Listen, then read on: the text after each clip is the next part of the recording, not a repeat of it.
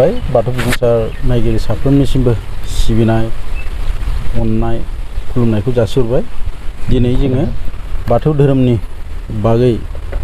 सावरायनो आरो मिथिनो थाखाय सासे गेदेमा आलासि हांख्रायना लाबोदों। बिथाङानो जाबाय दुलाराय बाथौ गौथुमनि बारग' नेहाथारि मानाव गेदेर मुस्रि नीलकान्त बाग्लारि बिथांखौ बाथौ बिबुंसार जानानै बरायनाय जाबाय, लोगोसे खुलुमनायखौ जासिनाय जाबाय। दा बिथांनिफ्राय जोङो गिबियावनो मिथिनो नाजाबाय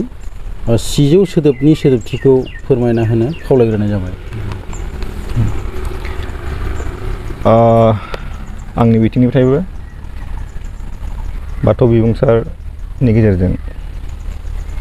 गासै बाथौ सिबियारि रायजो राजा बिथांमोननिसिम आंनि खुलुमनायखौ आं जासिग्रोबाय। दा सिजौनि ओंथिखौ बुंनायनि सिगां आङो बाथौ बे बाथ्राखौ एसे मिथिनो लुबैदों। बाथौआ जाबाय बर'नि गुदि आरो आंगो धोरोम। बे धोरोमखौ बर'फ्रा बबे समनिफ्राय सिबिबोदोंमोन बेखौ जों जारिमिनाव जों रोखा मोननो थाङाखै। थेवबो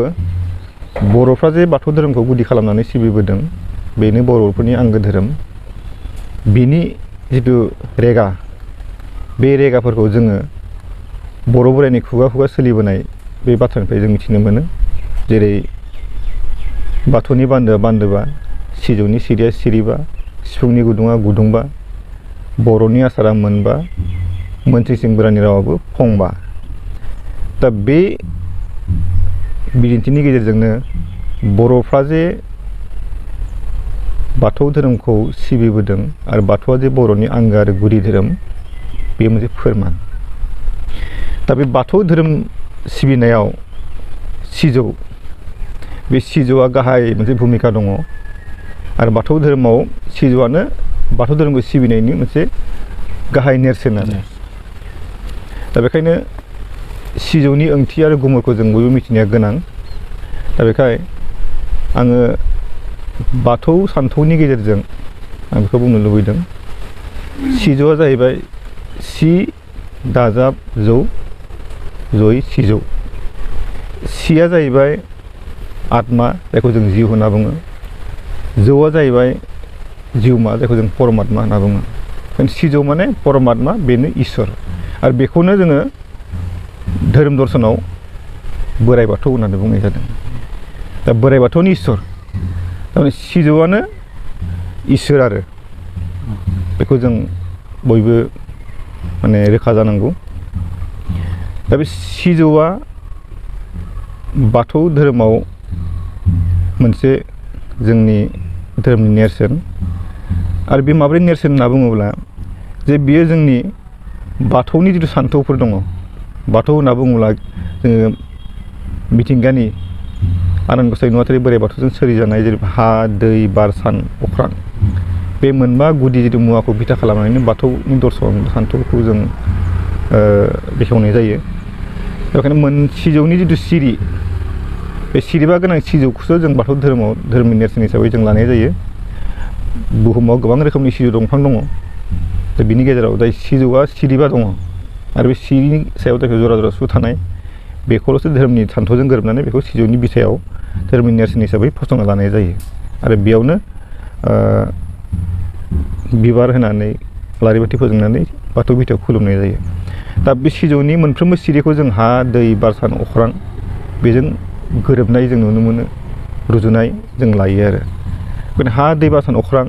बे मोनबा गुदि मुवानि गेजेरजोंनो आनान गसाइ बोराइ बाथौआ गासैबो मुलुगनि जिब जुनार मानसि दुमसि सोरजिदों बेखौ फोथायो आरो। दा बेखायनो बे फोथायनाय हिसाबै सिजौ दंफाङानो बाथौ दर्शननि मोनसे गाहाय मोनसे माबा खुन्थिया बायदि आरो। दा बेखायनो बे सिजौनि मोनफ्रोमबो सिरिखौ जों हा, दै, बार, सान, अख्रांजों रुजुनाय लेखा बे सिजौनि जिथु सिरियाव जे आरो जरा जरा जे मोनसे सु थायो बेखौ पुरुष आरो प्रकृति माने हौवा आरो हिन्जाव बे बिदिन्थिजों बेखौ रुजुनाय जायो। थामहिनबा जोङो फोलेर बांहोनो थाखाय हौवा हिन्जावनि गेजेराव फोलेर बांहोनो थाखाय मोनफ्रोमबो आनान गसाइया मोनफ्रोमखौबो जिब जुनारखौ माने हौवा आरो हिन्जाव बा जो आरो जोला बेखौ सोरजिदों आरो बे सोरजिजानाय गासैबो जिब जुनारखौ बे बाथौनि हा दै बार सान अख्रां बेनि गेजेरजों सोरजिदों बेखौ जों बाथौ सिबियारिफोरा फोथायो आरो दा बेखायनो बे गासै दर्शनखौ लानानै सिजौ दंफांखौ बाथौनि बिथायाव जों फसंनानै बाथौआनो जोंनि बोराइ बाथौनि माने खुलुमजानाय मोनसे बिजों महरै नाजावनानै बेखौ खुलुमनाय जायो आरो जों मिथिनो मोननाय बायदिब्ला जोंनि गेजेराव गोबां सान्थौगिरिफोर दङ धोरोम बिजिरगिरिफोर दङ दा बिथांमोननि गेजेराव जों मख'नो थावना माबाया जाहैबाय सासे सान्थौगिरिया जाहैबाय डक्टर प्रमद चन्द्र भट्टाचार्य बिथाङा जोंनि बाथौनि सायाव गोबां स्टाडि खालामदों एनालाइसिस खालामदों बर' हारिनि माने राव थुनलाइनि सायाव गोबां एनालाइसिस खालामदों खालामनायनि गेजेरजों बिथाङा बे सिजौ बिफांनि सायाव मोनसे बिदिन्थि होदोंमोन आरोखि मोनसे खेंफोरथि होदोंमोन जे खेंफोरथि होनाय बेनो जे आनान गसाइ बोराइ बाथौआ जायखौ जों इसोर होनना बुङो बे दुलाराय बुहुमनि गेजेराव मानसि दुमसि एम्फौ एनला सोरजिनायनि गेजेराव मिथिंगाखौ सोरजिनायनि गिबियावनो आनान गसाइ बोराइ बाथौआ बे सिजौ दंफांखौ बुहुमाव सोरजिग्रोदोंमोन होननानै बुंनाय जादों आरो बेखायनो माने सोरजिनायनि गुबै ओंथिया बेनो जे हा दै बार सान अख्रांखौ जे आं सोरजिदों बे बोराइ बाथौआ बिनि मोनसे फोरमानखौ दिन्थिनो थाखाय गिबियाव आनान गसाइ सोरजिगिरि बोराइ बाथौआ बे सिजौ दंफांखौ बुहुमाव सोरजिदोंमोन होननानै बिथाङा बुंलांदों आरो माने सिजौ दंफाङानो फोरमान आरो बे हा दै बार अख्रांनि गेजेरजों जे आङो बा बोराइ बाथौआ माने गसाइ गासै माने मुलुगखौ सोरजिदों माने दंफां लाइफां एम्फौ एनला गासैबो सोरजिदों बिनि फोरमान हिसाबै बेखौ गिबि सोरजिदोंमोन होननानै बुंनाय जादों आरो बे साबायखर थाबाय आरो नैथियाव मिथिनो नाजाबाय बाथौ धोरोमखौ फेहेरनायाव लाइमोनफोरा बाहागो लानांगौनि गोनांथि दं बिनि सायाव खेंफोरथि होनो थाखाय गेदेमा नोंथांखौ खावलायनाय बाथौ धोरोमखौ फेहेरनायाव लाइमोनफोरा बाहागो लानांगौनि गोनांथि दं आथिखालनि मुगायावथ' धोरोमखौ गोसारहोनो थाखाय फेहेरनो थाखाय आरो बेखौ हमथाना लाखिनो थाखाय बेयाव जोंनि लाइमोनफ्रा गोबां बिबान लानांगौनि गोनांथि दङ मानो होनना बुङोब्ला लाइमोनफ्रानो जोंनि हारि माहारिखौ हमथाना लाखिनाय जौगाहोनाय फेहेरनायाव गोबां खामानि मावनो हायो दा बे हिसाबै जिथु बाथौआ बर'नि गुदि धोरोम बेखौ हमथानाय बेखौ फेहेरनायाव जोंनि लाइमोनफ्रा गोबां माने मावनांगौ खामानि दङ आरो दा गोदोनिफ्राय जों जिथु धोरोमारि माखासे माबाफोरखौ नुयोब्ला थासारिखौ नुयोब्ला धोरोम बास्लायनायनि जिथु जेंनाफोर बे जेंनाफ्रा धोरोम सोलायनायनि जिथु जेंनाफ्रा जोंनि बे लाइमोन हान्जानिफ्राय बांसिनै जों जानायखौ नुनो मोनो आरो बेनि खारना गोबां दङ आरोखि जाय खारनफोरखौ जों फ्राय गोबाङानो मिथियो बा जों सानोब्ला एसे हमनो हायो आरो जे जोंनि बर' माहारिफोरनि जिथु अबस्था जायखौ जों भारत संबिजितआव जोंखौ ट्राइबेल होननानै बुंदों दा बे ट्राइबेलफोरनि जिथु थासारि जिउ खुंनाय थासारिया खोब माने दुरबल लोरबां बिथांमोननि रांखान्थि अबस्था लोरबां सामाजिक बेबस्था लोरबां सोलोंथाइ खान्थिया लोरबां धोरोमारि जिथु सिबिनायनि बिथायाबो लोरबां दा बेबायदि खारनाव माने बाथौआ जे बर'नि धोरोम बेखौ हमथाना लाखिनाय बेखौ गोसार होनायाव जों बर' हारिफ्रा गोबां गुरलायाव जे फैनो हादोंमोन आरो बिनि गुबै जाहोना बेबो जे जेब्लानाखि जोंनि बर'नि राजा जायखौ जों बर'नि राजा होनना बुंदों कृष्ण चन्द्र जे बर'नि जोबथा राजा गबिन्द चन्द्रमोनथ' बिनि बिदा कृष्ण चन्द्र बे कृष्ण चन्द्रआ जितु जोंनि बर'नि मोनसे समनि राजामोन बे राजा थानाय समाव 1780 होनना बुंदों 1780 मायथाइयाव जेब्ला हिन्दु धोरोमखौ बियो नाजावबाय गावनि रायजोखौ सालायनो थाखाय हिन्दु धोरोमनि माखासे बामोनफोरनि माबायाव खैसारिजों बे हिन्दु धोरोमखौ जेब्ला नाजावनाय लोगो लोगो राजायानो हिन्दु धोरोमखौ नाजावबाय नालाय गासैबो फोरजाफ्राबो माने बे हिन्दु धोरोमनि माबायाव फैबाय आरो गोहोमाव फैबाय आरोखि दा बेखायनो जोंनि बाथौ सिबियारि रायजो राजाफ्रा जोंनि राजायानो माने हिन्दु धोरोमखौ नाजावनाय लोगो लोगो गोबां बर' फोरजाफ्रा बाथौ धोरोमखौ सिबिनायजों लोगोसे हिन्दु धोरोमनि माखासे आसार खान्थिखौबो माने बजबनानै सिबिफानो लाबाय आरोखि दा बेखायनो जोंनि बे बाथौ धोरोमाव माने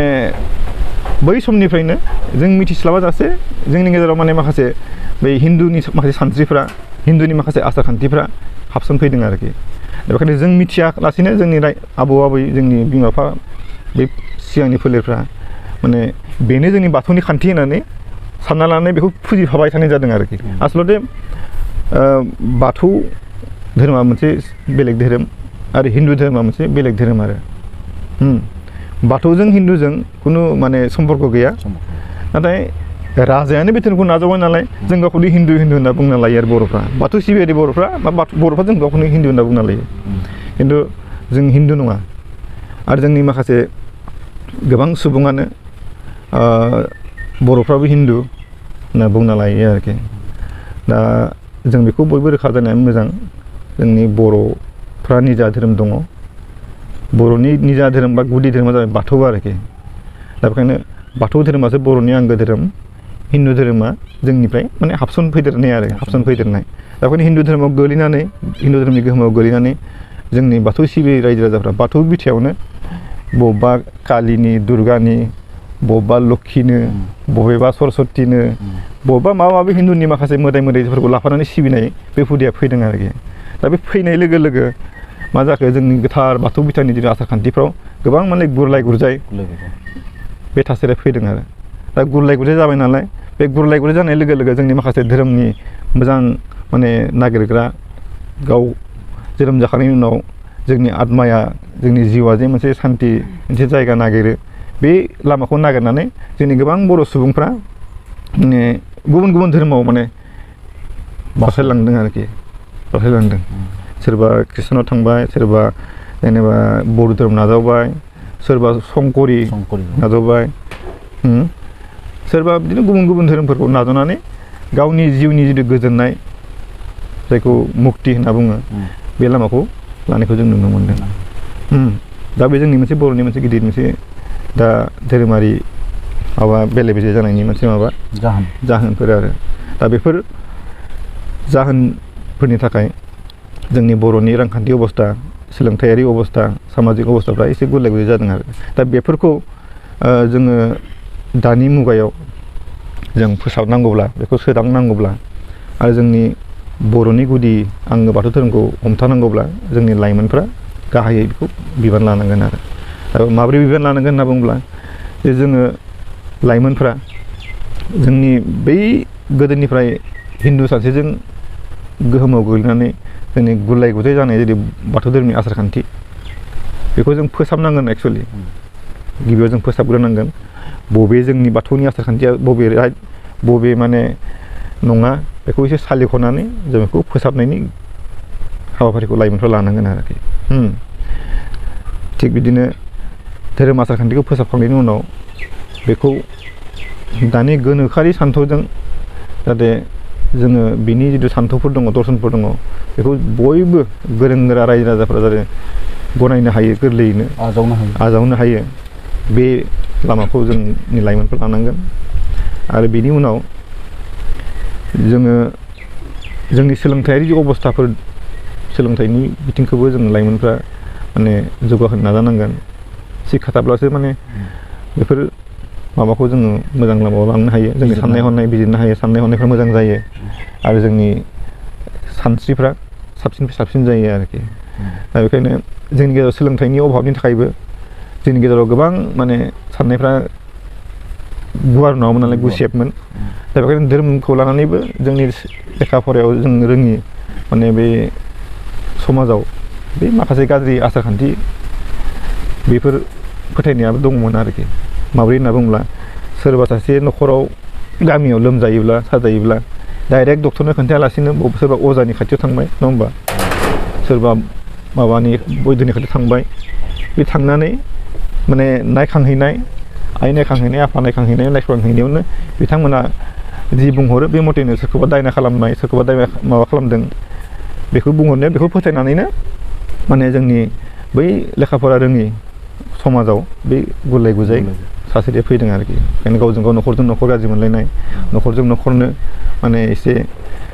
सुथुर जालायनाय बे माबाया फैदों दा बेखायनो बेफोर थासारिनि थाखाय जोंनि समाजखौ गुबुन माखासे समाजफ्रा मुगैयो नासयो बे आरो दा बेखायनो बेफोरखौ जों मोजां खालामनो थाखाय जोंनि लाइमोनफ्रा जोंनि दानि जेनेरेसन जाखांबोनाय उन्दै उन्दै गथ'फोरखौ जों लेखा फरा फोरोंनो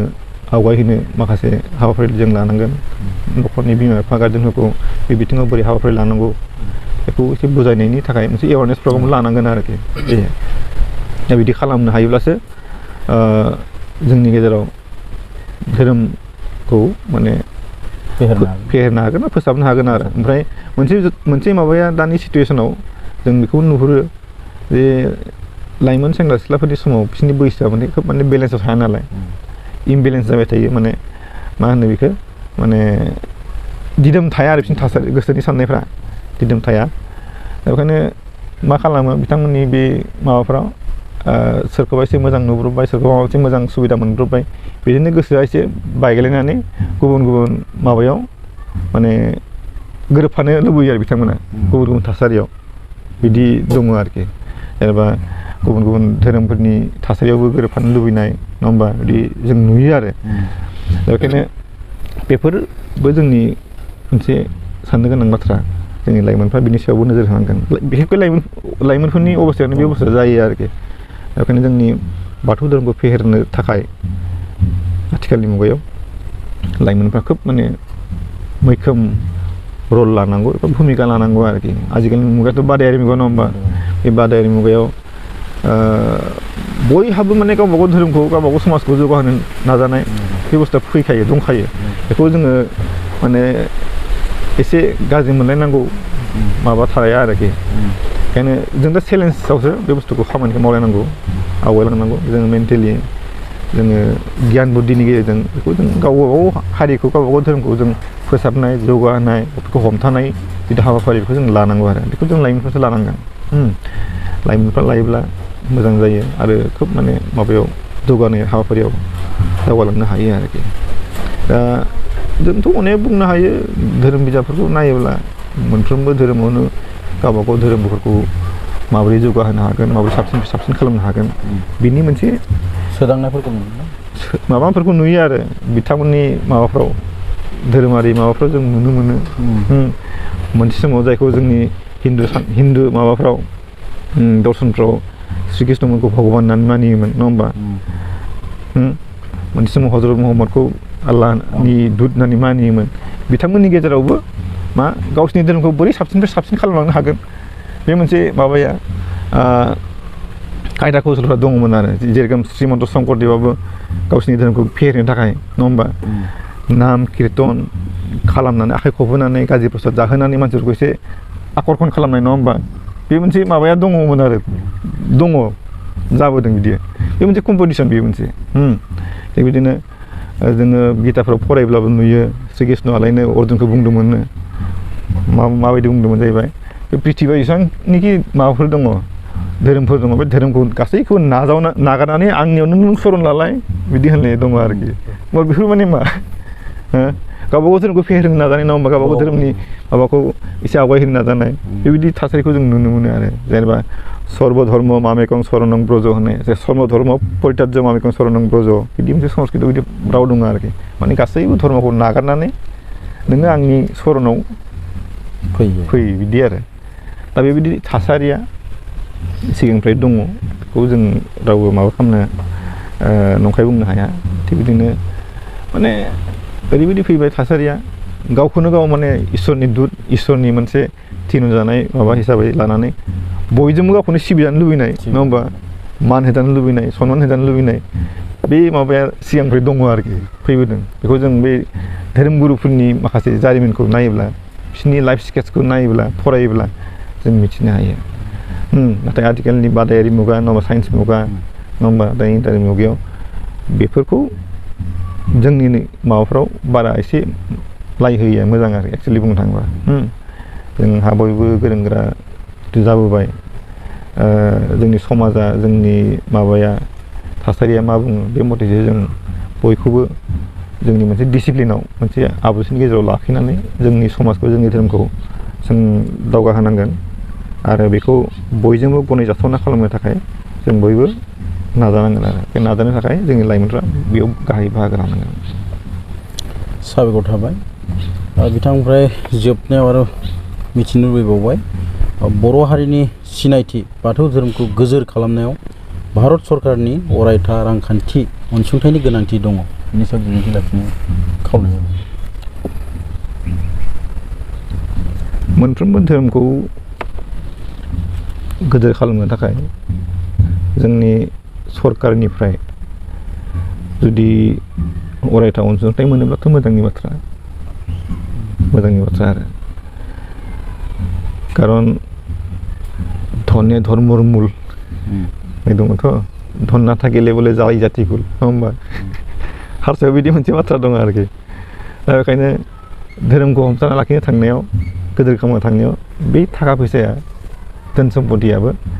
माने रांखान्थि अबस्थाया गोख्रों जानांगौ जायो आरो नङाब्ला बेखौ माने जेरैबायदि सानदों जेरैबायदि खालामनो सानो बे जाफुंहैया आरोखि दा बेखायनो गिबियाव धोरोमखौ हमथानो थाखाय जों जोंनि सिबिसालि नङा होमबा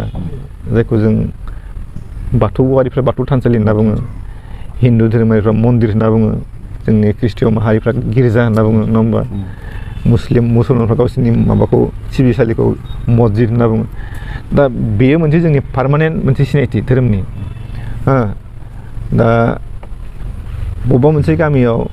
बाथौ मन्दिर थानाय लोगो लोगो बाथौ थानसालि थानाय लोगो लोगो बे गामिया बाथौआरि नङा होमबा बेखौ मोनसे आइडेन्टिटिखौ जोङो मोननो हायो आरो बे जे माने बाथौ सिबियारि गामि आरो बिनि गेजेरजों समाज बेबस्थाया बे बाथौ धोरोमनि आसार खान्थिजों सोलियो बेखौ जों फोरमान होनो हायो आरो बेखायनो जोङो बाथौ मन्दिरखौ बाथौ थानसालिफोरखौ लुफुंनो थाखाय जों मा नांगोन रांखान्थि नङा होमबा थाखा फैसा थाबासो जों बेखौ लुनो हालायबाय नङाबा जों बोरै लुफुंनायखो दा बेखायनो थाखा फैसा रांखान्थिखौ जों एसे गोख्रों खालामनो जों नांगौ जायो आरो दा गुबुन गुबुन धोरोमफोरखौ नायोब्ला जोङो नुयो बिथांमोननियाव माने धोरोमनि मुङाव दान होनाय जि सिस्टेम बे खोब दङ आरो दान मोननांगौब्ला जोङो बे धोरोमनि फारसे जोंनि फोथायनाय माबाखौ बांहोनांगोन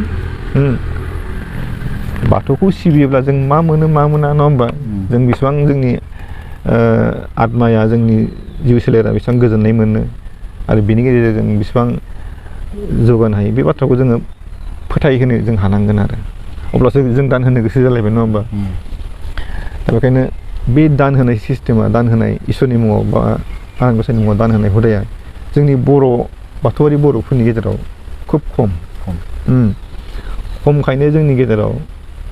जुग जुग माने जारिमिना मोननाय मुगानिफ्रायनो बोराइ बाथौखौ सिबिबोदोंब्लाबो दिनैसिम पार्मानेन्ट जोंनि गेजेराव बे बाथौ मन्दिरखौ गायसननायनि बे माबाया खोब लेहेम जाबोदोंमोन आरोखि नाथाय जेब्लानिफ्राय 1990 मायथाइ नङा होमबा 16 मेयाव जेब्ला दुलाराय मोनसे बाथौ गौथुम दानाय जाबाय बै समनिफ्राय धोरोमनि बिथिङाव गोबां माने सांग्रां लाबोहोनानै फोसाबनाय लाबोहोनानै माने पार्मानेन्ट मोनसे जायगायाव बाथौखौ सिबिनायनि मोनसे राहा लामाखौ दिहुननो हानायनि उनाव बेयाव पार्मानेन्ट माने अरायथायै बाथौ मन्दिर बाथौ थानसालि लुफुंनायनि बे थुलुंगाखौ होनाय जादों आरो बेखायनो दा आथिखालाव गोबां गामिफ्राव गोबां बियाफ्राव बाथौ जिथु थानसालि बेखौ लुफुंनायखौ जों नुनो मोनदों आरो बेयो खोब माने मोजां लक्षन आरो बेनि गेजेरजोंसो धोरोमखौ जोङो फोथांना लाखिनो हागोन हमथाना लाखिनो हानायनि मोनसे गुदि खाम्फाया बे आरो खारन जों थैलांगोन मोनसे समाव नङा होमबा मानसिनि जिउ माबायाथ' सोरखि बायदि गिदिंबाय थायो नालाय जोंनि जेनेरेसन थैलांगोन नेक्स्ट जेनेरेसन फैगोन नङा होमबा उननि फिरि फैगोन बिदि गिदिं थासेयावबो मोनसे थानसालि लुफुंनो हाबाथाय बे खमसे खम 50-60 बोसोर गाहाम थागोन नङा बिनि माबाया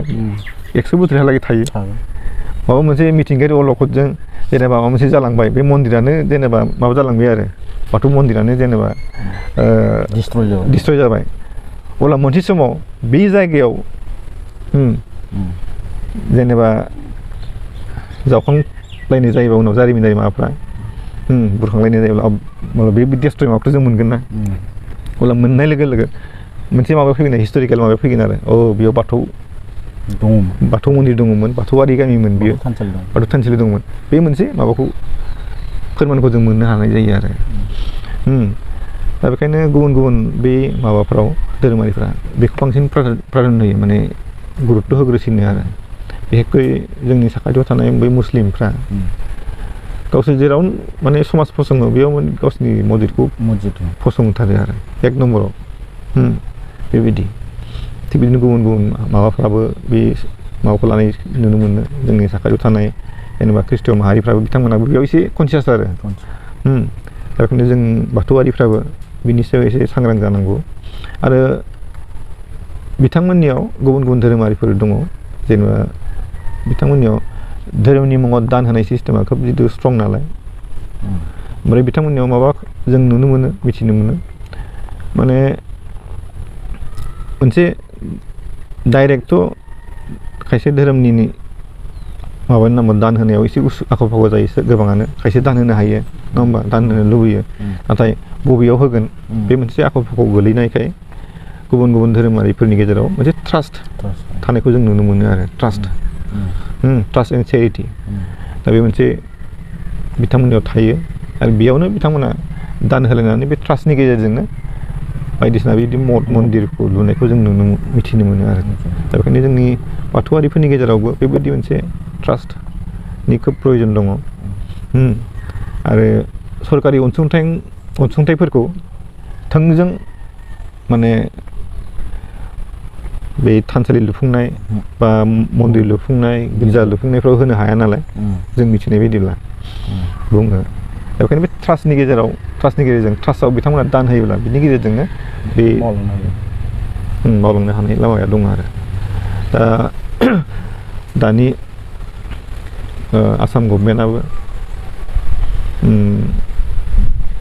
आसाम गभर्नमेन्टआ मोनसे मोजां माबा लानायखौ जों नुनो मोन्दों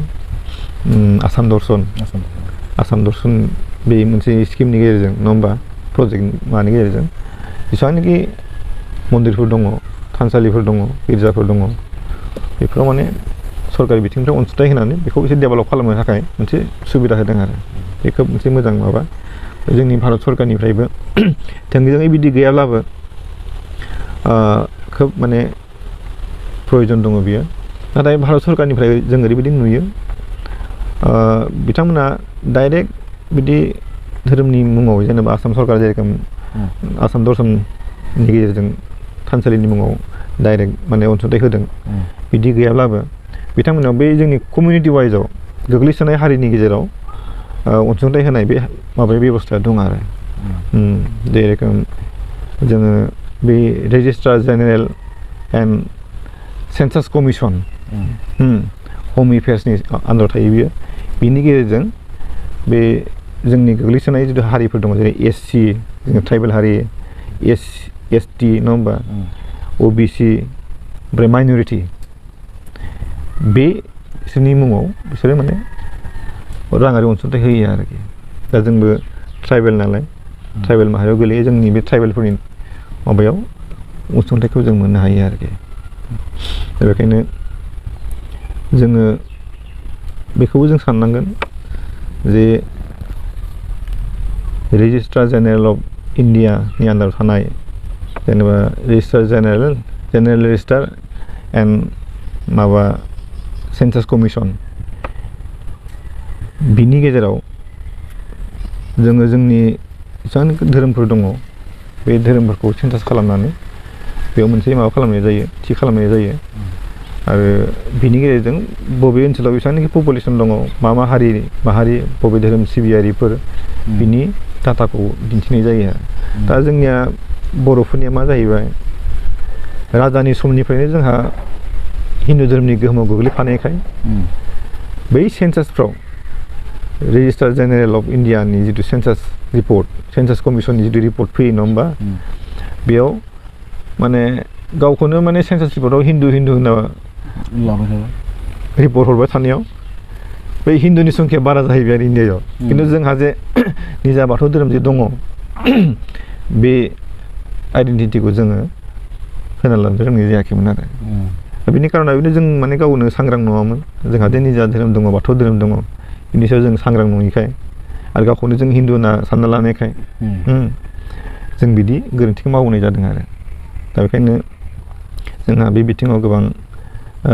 खामानि मावनांगौ दङ बिजिरलायनांगौ दङ दा बिदि बाथ्राफोरनि सायाव जों सांग्रां जानांगौनिबो एसे प्रयजन जाबाय आरो दा बेखायनो आं खावलायदों नोंथांनि बाथौ बिबुंसारनि गेजेरजों जोंनि बर'नि आंगो आरो गुदि बाथौ धोरोमखौ हमथानांगौब्ला जों सावरायबोनाय बे गासै बिथिङाव जों सांग्रां जानांगोन आरो आं बेखौबो नुहुरो दासिमबो जोंनि बर'फोरनि बाथौ जिथु सिबिनाय हुदा गोबां हुदाफोर दङ आसार खान्थिफोर दङ नङा होमबा बाथौआरिफोरनि गेजेरावनो गुबुन गुबुन बाहागोनि सेक्सननि बाथौआरिफोर दङ जेनेबा सोरबा मोनसे हान्जाया गोदोनिफ्राय सोलिबोबाय थानाय जिथु बोलि होनाय नङा होमबा बोलि होनानै बाथौखौ फुजियो सोरबा देब देबि नङा होमबा मोदाय दावदायखौ बेयाव जायगा लाफानानै होफानानै फुजियो आरो सोरबाबा माने बिबार होनानै फुजियो बेबायदि माखासे सिस्टेमफोरनि गेजेरजों बाथौखौ सिबिबोदों आरो सिबियो आरोखि दा बेखायनो जोंनि गेजेरावबो गोबां बाथौआरिफोरनि गेजेराव गोबां बाहागोफोर दङ दा बेफोर थाब्लाबो जों बर'फ्रा जे बाथौआरि बे बिथिङाव जों बयबो ज' जानानै जों बाथौ धोरोमखौ हमथानाय जिथु हाबाफारि बेखौ जों लानांगौ दा दुलाराय बाथौ गौथुमा जेब्लानिफ्राय जोनोम जाबोबाय 1990 मायथाइ नङा होमबा 16 मे खालि बे समनिफ्रायनो मोनसे बाथौ धोरोमखौ फोसाबनाय फेहेरनायाव गोबां माने हाबाफारि लाबोनायखौ जों नुनो मोन्दों आरोखि आरो खोब मोजां जादों आरो बिनि गेजेरजों दासिम गुबुन गुबुन धोरोमफोरनि रुजुनायाव बिथांमोननि माबाखौ नोजोर होनानै गोबां सोलायनायखौ जों नुनो मोननाय जाबाय आरोखि जोंनि बाथौ माबाफ्रावबो सोलायनाय नुनो मोननाय जाबाय आरो बेखायनो दा जोङो साननाय बायदि नंद्राबाबो नङा होमबा गोबां बिथिङाव जों दा एसे कनसियास जाबोबाय आरो जोंनि धोरोम सोलायनाय नङा होमबा बे जेंनाखौ जों एसेब्लाबो सोलायनो हानाय जादों बेनिफ्राय जों जे बाथौआरि बे इनफिरियरिटि फिलिंसखौ जोङो बोखारनानै एसेब्लाबो गाव जे बाथौआरि सुबुं नङा होमबा बे आइडेन्टिटि बे सिनायथिखौ लानायाव जों एसे दा डेभेलप खालामनो हादों आरोखि दा जोंनि गेजेराव थेवबो आं माबा मोनसे बाथ्राखौ नुबाय थायो जोंनि बाथौआरिफोरनि गेजेरावनो दं आरो गावखौनो हिन्दु होनना बुंना लाबाय थायो हिन्दु बुंना लाबाय थायो आरो नों गावखौनो हिन्दु होनना बुंना लाबाय नालाय गुबुनफ्राबो गुबुन जोंनि बर'फोरनि माखासे धोरोमारिफ्राबो बर'फ्रा हिन्दु होनना बुङो बिदि होनना माबा होयो आइडेन्टिटि होयो आरो परिचय होयो जेनेबा जोंनि गेजेराव गोबां धोरोमारिफोर दं नालाय जेनेबा बिसोरबो बिदि लायो आरोखि खिन्थु एक्सुवेलि जों हिन्दु नङा नङा होमबा जोंथ' हिन्दु नङाना जोंहा निजा माबा दङ धोरोम दङ बाथौ हा दै बा सान अख्रां बे मोनबा गुदि जिथु मुवा नङा होमबा बेखौ बिथा खालामनानै बेखौ बेस खालामनानै बिनि दर्शनखौ लानानैसो जों बोरै बाथौखौ खुलुमो नालाय ओंखायनो हिन्दुनि सानस्रिजों हिन्दु धोरोमनि दर्शनजों जोंनि बाथौनि दर्शनजों बेलेग बेलेग खाथार आरो नङा होमबा बेयाव जों गावखौनो हिन्दु होनना बुंना लानाया एसे साननो गोनां आरो दा बेखायनो जोंनि माखासे सुबुंफ्राबो सानो बर'फ्रा हिन्दु नालाय हिन्दु धोरोमाव बे मोदाय दावदायखौ सिबियो बिदि लायो आरोखि नङा होमबा बिदि बुङो ना बुङो दा माबा मोदाय दावदाय सिबिफैनो भुट प्रेत सिबियोनो सैतान सिबियोनो होनना बुङो आरोखि आसलथे सैतानथ' जों सिबिया जों बाथौआरि बर'फ्रा बै नुवाथारि इसोर नङा होमबा जायखौ जों नुनो मोना मिथिनो मोना नङा होमबा जों बिनि महरखौ नुवा जों महर गैयै होनना बुङो जायखौ नङा होमबा जोबनो रोङा बिनि माबाया बै महर गैयै नुनो मोनि नुवाथारि इसोर आनान गसाइ बेखौ जों सिबियो थोंजोङै सिबियो नङा होमबा बाथौ बिथानि गेजेरजों सिजौ गुदियाव आलारि बाथि फोजोंनानै जों बै नुवाथारि बिगोमाखौ सिबियो आरो मालिकखौ सिबियो इसोरखौ सिबियो जों बिनि अनगायै रावखौ सिबिया नङा होमबा जों सोरबा सैतान होनना बुंदों बेखौ जों सिबिया सोरबा मोदाय दावदाय होनना बुंदों नङा होमबा जों कालि दुर्गा माबा माबि गैयाबा मोदायफोर नङा होमबा जल कुबेर थल कुबेर माबाबो गैयामोन जों रावखौबो जों सिबिया नङा होमबा जों थोंजोङै आनान गसाइ बोराइ बाथौखौ सिबियो इसोरखौ जों सिबियो आरो दा बेखायनो जोंनि रायजो राजाफ्रा बेखौ मिथिनाया गोनां आरो मिथिना लानांगौ बाथौ धोरोमनि गेजेरजों खुनु बेयाव हिन्दुनि मोदाय मोदायजोफोरखौ खुनु देब देबिखौ जों सिबिनाय जाया कुनु सैतान मोदायफोरखौ जों सिबिनाय जाया कुनु भुट प्रेतखौ जों बेयाव सिबिया नङा होमबा जों थोंजों नुवाथारि इसोर जोंखौ सोरजिग्रा सोरबा सासे मालिक दङ बिगोमा दङ जायखौ जों नुनो मोनाखै नङा होमबा मिथिनो मोनोब्लाबो जों बिदि महरखौ नुवाखै बै नुवाथारि बिगोमाखौसो जों सिबियो आरो बेखौनो जों बाथौ धोरोमाव बोराइ बाथौ होनना बुंनाय जायो बोराइ बाथौआ जोंनि थाखाय इसोर नङा होमबा बोराइ बाथौआ जोंनि थाखाय इसोर आरो बै इसोरखौ जों सिबिनाय जायो दा बेखायनो आङो गासैबो बाथौआरि रायजो राजाफोरखौ बे नुवाथारि इसोर बोराइ बाथौखौ बाथौ बिथायाव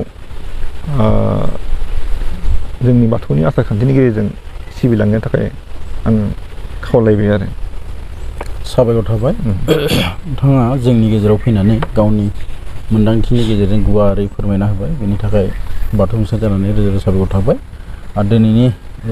धोरोमारि सावरायनाय आयदा बेखौ एसेयावनो फोजोबनाय जाबाय गोजोन्थों दहायाव